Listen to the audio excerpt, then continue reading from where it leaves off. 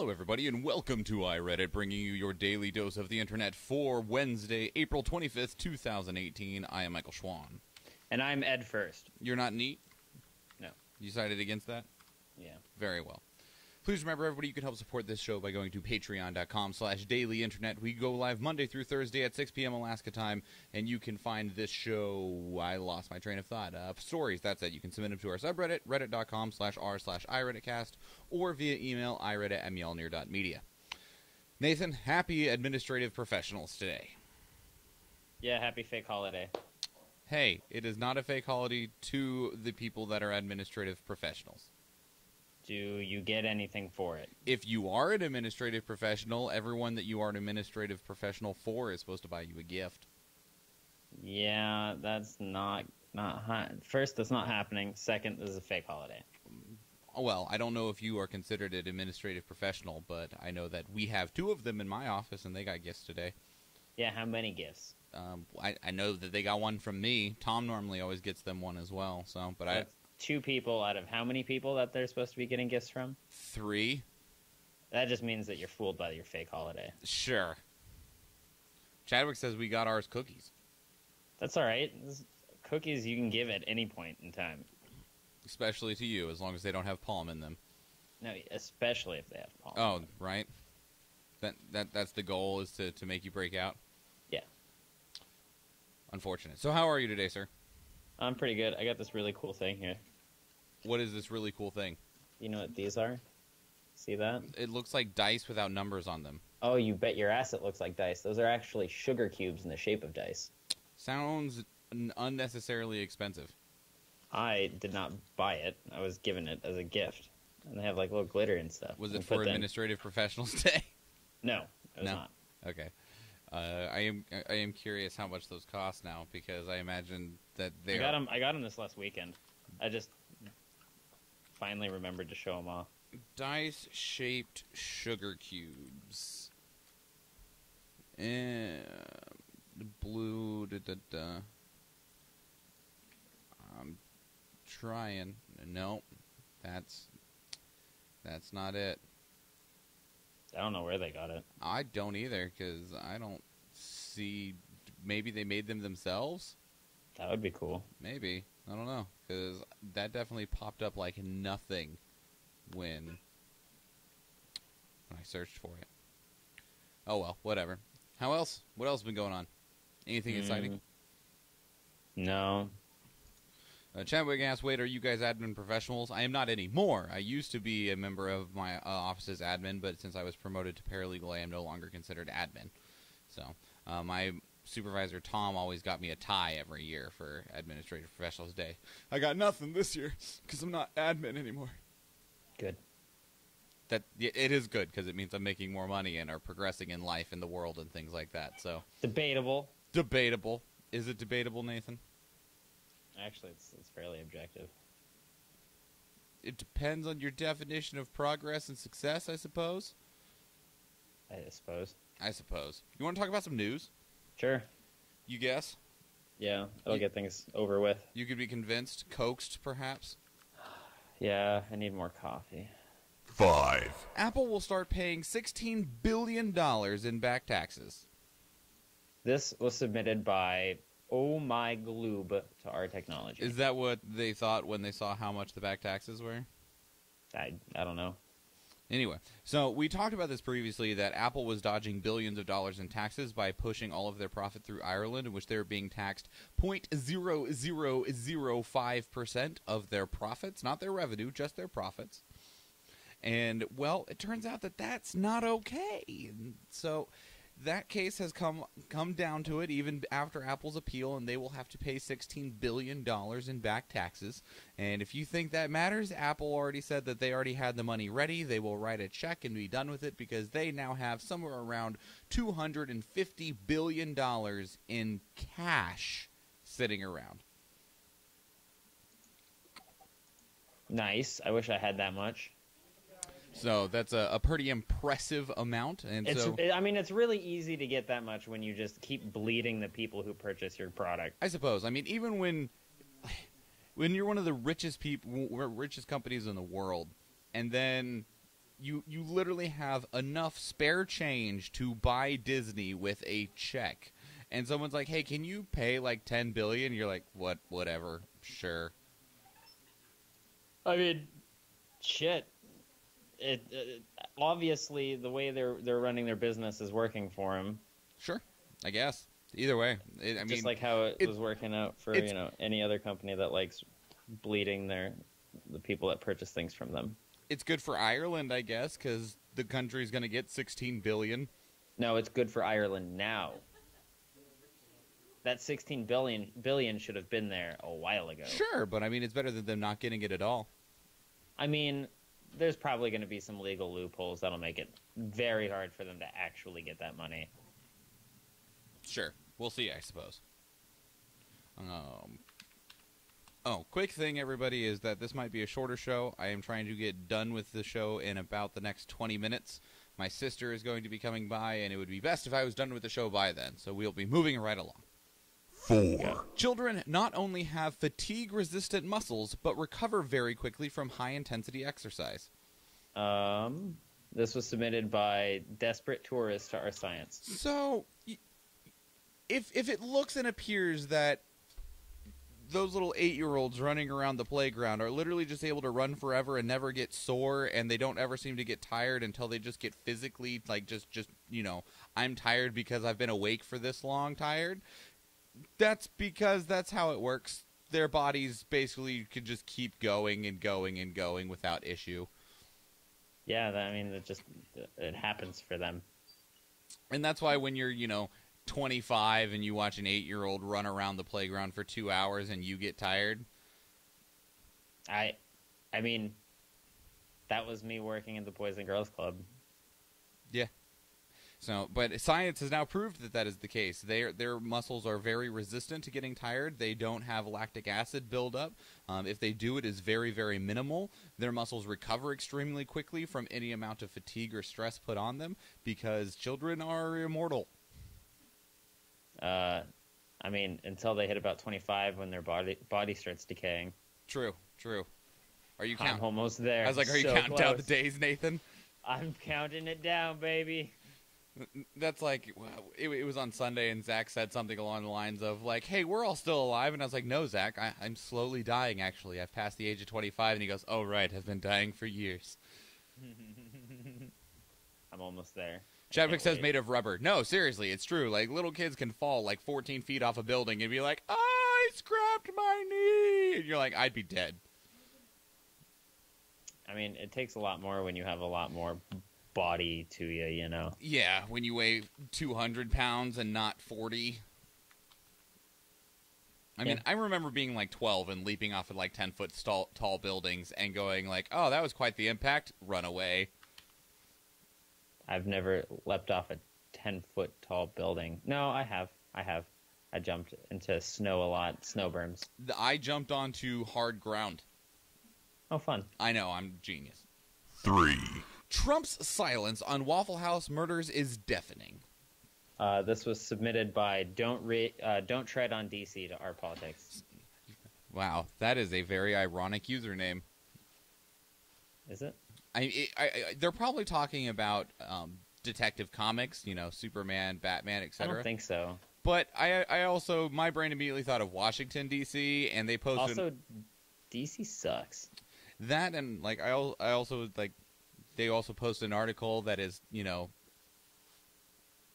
I mean, to be fair, they just got Bendis, and Bendis is pretty great.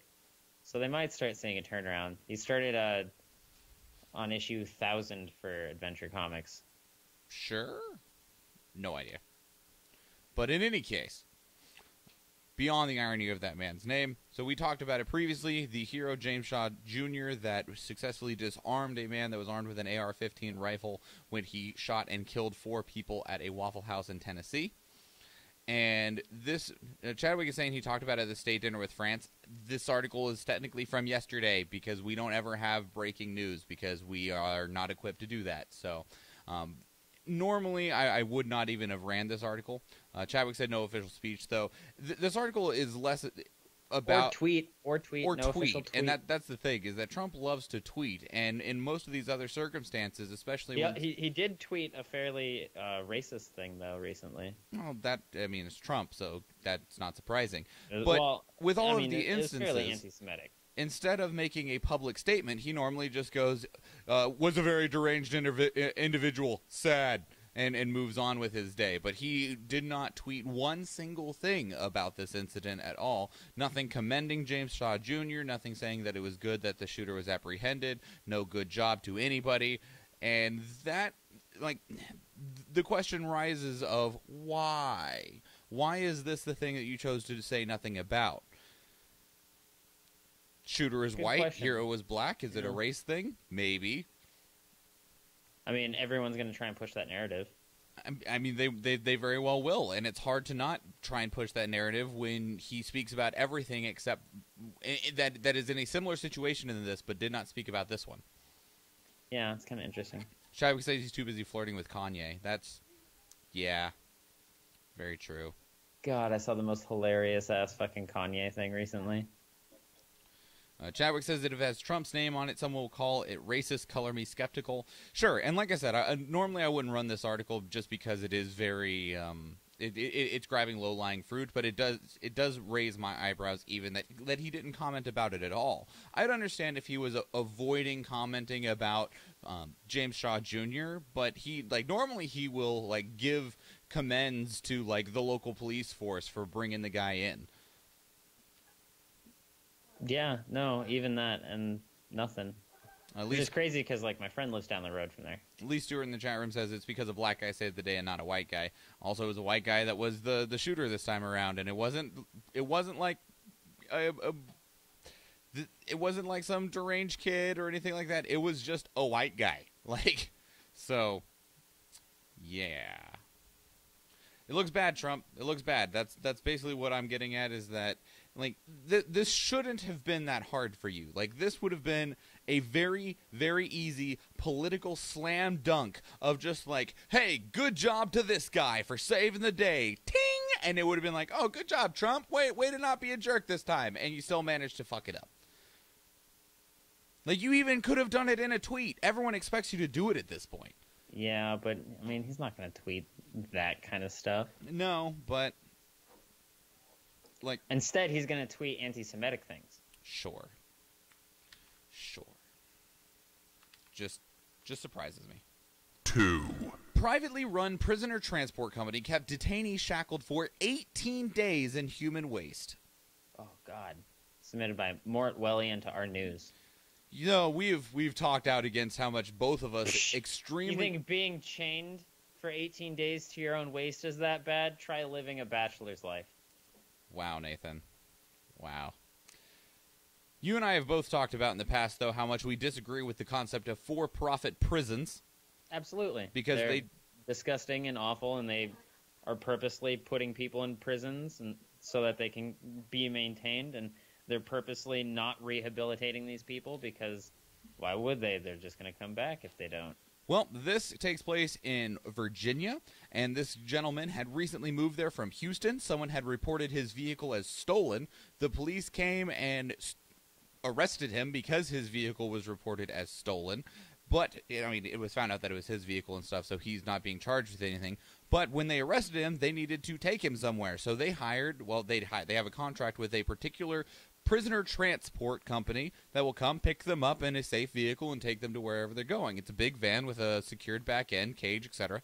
And he was put in there, and they drove him around in this van for 18 days. They did not provide him his medication. The inmates that were in that van with him were told to defecate on themselves if they were unable to make it to a restroom, in which they did not make very many restroom breaks at all. There was days where they were not fed at all. Most of the time when they were fed, it was just scraps of fast food. They were significantly over capacity, sometimes as many as 15 people shoved into the back of the van, where some of them had to lay on the floor and others sit on top of them so that they would all fit, all for the sake of a financial incentive so that they could pick up and move as many detainees as possible in the smallest amount of time. Oh, that sounds an awful lot like slavery. It does, doesn't it? That sounds an awful lot like slavery. Like, we profit as much as possible if we pick up as many of you as possible and move as many of you as we can all at once. That is definitely slavery.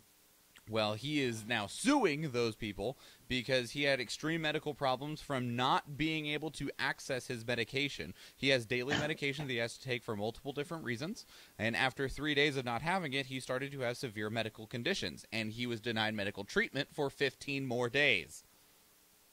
What the fuck? Because he was too busy being literally handcuffed and thrown into the back of a transport van.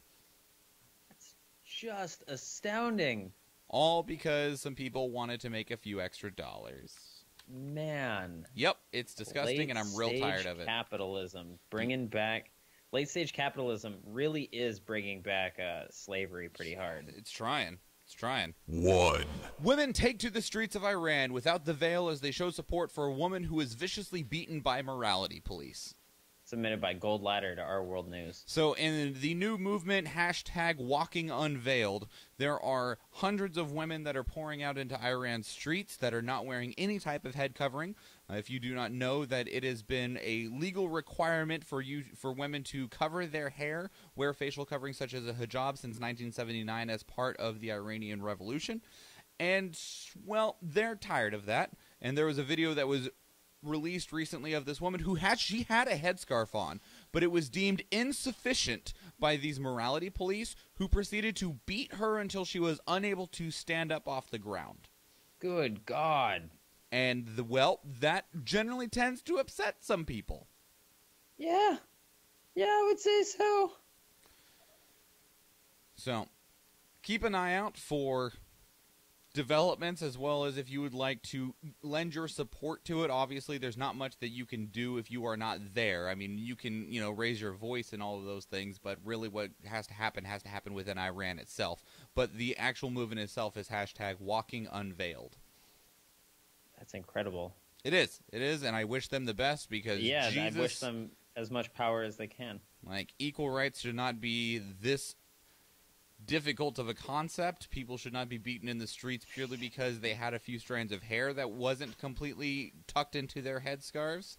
And this entire situation is ridiculous. But I wish you luck and continue on fighting your fight, and I hope that you do find success and that negative things are not brought down upon all of you, because I can see that being a potential as well. And then as for Chadwick in the chat, he says he couldn't find the alleged anti-Semitic Trump tweet. It is the one where he calls him Sleepy Eyes. I have no Sleepy idea. Eyes is an anti-Semitic term. I have not heard anything about that, but sure. Yeah. Chadwick also says, shit, protesting in Iran, you can be killed for that. Like, we're pissed when people get fined, like Count Dankula. In Iran, they beat you to death. Yeah. That's why I said I hope that everything goes well and that nothing bad happens to these protesters, because it very well could. And they'll need that luck. Yeah, they will indeed. Oh shit! Oh shit! Listener submission. Fajita Heist. Texas man sentenced to 50 years for stealing $1.2 million worth of food. This is submitted by Gold Ladder to Our World News.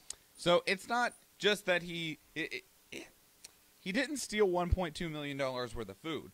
What he actually did is he was a public official who, using his position as a public servant for about the last 10 years, had been using the government's money to purchase humongous amounts of fajitas.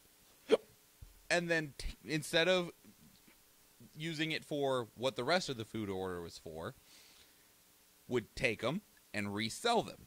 Now, the actual amount of what he had purchased with government money was around $200,000, but it is believed that he earned more than $1.2 million from selling all of those fajitas. He was found out. He pled guilty. He said it started small, and then he got carried away, and then he wasn't able to stop anymore. Fajita market. Yeah, right? Crazy, right? That's amazing. He pled guilty, and he has been sentenced to 50 years, which for a 53-year-old... fuck, for fajitas? Yeah, which for a 53-year-old man is essentially a life sentence. And fajitas? He has to pay back $1.2 million and is also fined $10,000. Good God.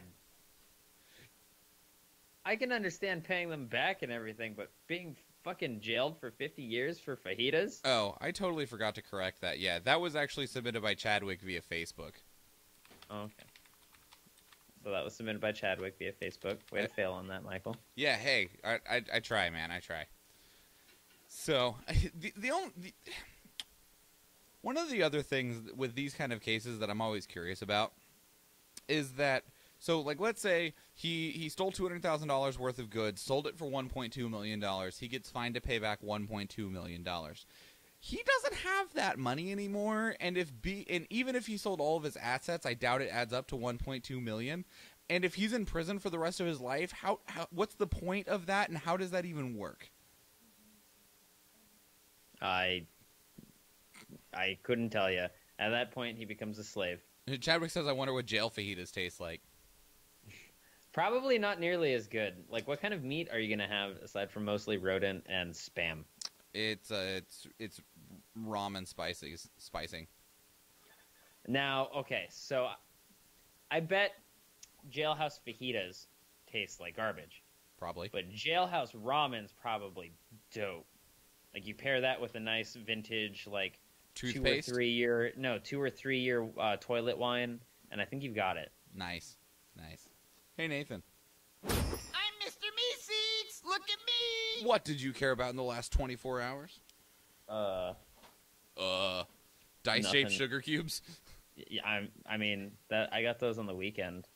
I cared about this D&D podcast that I listened to because it's fucking hilarious. What's that? It's Drunks and Dragons. Yeah. There's a part where they go back in time, and then one of the characters finds out that he's the head of a household who's making clones of himself to go and fuck up one of the other characters' households. It's fucking crazy. They have this dope-ass sword called Blood Drinker that talks to you in your head, telling you to kill people, and it's constantly bleeding. And since they're playing in 4th Ed at the part that I'm at, it makes them bloodied constantly. Nice. I would like to thank Mick Thompson, who just shared the live stream and recommended people check out our show. I appreciate you, sir. I always love Mick. I do, too. I miss you. I hope things are going well in Seattle. Is that where they moved to? It's either Seattle or Portland. I think it's Portland, but Portland? yeah, I don't remember. I'm fairly certain he just got his marijuana handlers, and he's working as a marijuana handler. So good on him, you know. He better still be modeling on the side. I mean, he always models. Just walking around and being pretty is not the same as modeling, Nathan. That is not true. Leave alone. Today I learned in 2007, the Big Bang Theory set designers toured the apartments being used by current graduate students to see how young scientists really lived. They did a faithful recreation of the apartments, but after CBS tested the show, the sets were scrapped because they were too depressing. Yeah, it's really unfortunate because that show's pretty bad. I would just like to point out that that is depressing in and of itself. That, like, shouldn't that go to show you just a little bit of how, like, bad things are? I mean, I guess so. I mean, I guess a show that's in a one-bedroom a studio apartment, you know, that's an hour away from the school wouldn't be very interesting. Yeah, I mean, probably not. I just feel like most of the things that they put on American television have been embellished too much for it to, for people, at least who watch American shows, to watch something and be connected to it on more than just that's a funny thing. Oh yeah, it gives you a false belief in life. Right, because, like, all right, so for my example, right? So there's this show from England. It was called Being Human, and it centered around a vampire and a werewolf living together as roommates, and they happen to move into a place that has a ghost. Okay. So, in America, like, everyone was super pretty, and they had, like, just everything looked amazing, and it was just over the top. But in the original British show, like, the werewolf looked like a goon. Like, he looked like a fuck ugly dude. And I appreciate shit like that, you know? The vampire wasn't some, like, almost hairless pretty boy. He had like chest hair and shit. And I was like, that's normal stuff. Sure, they were regular-looking people. Yeah, and I appreciated that. Yes, Chadwick, we are saying that TV is fake news. That is exactly what we're saying. Yes, the entirety of TV. And that's what's even better is like somebody did the research and checked into it to see what the actual cost of like the apartment from Friends would be or the apartment from like Will and Grace, and they would both be like $15,000 a month. Yeah, there's no way those people are going to be paying for any of that. Yeah, they're like $1.2 million apartments. Yeah, no, fuck that. Yeah. Pass. All right, let's get out of here, though. Everybody, if you would please consider supporting this show, patreon.com/dailyinternet, or pick yourself up a sweet shirt from our merchandise store. The link is available in the description below. Send stories, whatever you want us to talk about, to our subreddit, reddit.com/r/iReaditcast, via email, which is iReadit@mjolnir.media, or on any of the social media where you can also follow and share the show. That is Facebook, Twitter, Instagram, and YouTube, all of which are at iReaditcast. You can also help us out by leaving us 5-star reviews on iTunes, Stitcher, and Google Play. That helps other people find the shows, and it's also where you can get the audio-only versions of the show. If you would like to follow me, I am at Schwahn Michael, and Nathan is at Bimmenstein. This show is live Monday through Thursday at 6 p.m. Alaska time on Facebook and YouTube. And that is it, everybody. That is your 463rd dose of the Internet. I am Michael Schwahn. And I'm Ed First. And please remember, everybody. Well, I didn't vote for you. Have a good day, everybody. Bye. Bye.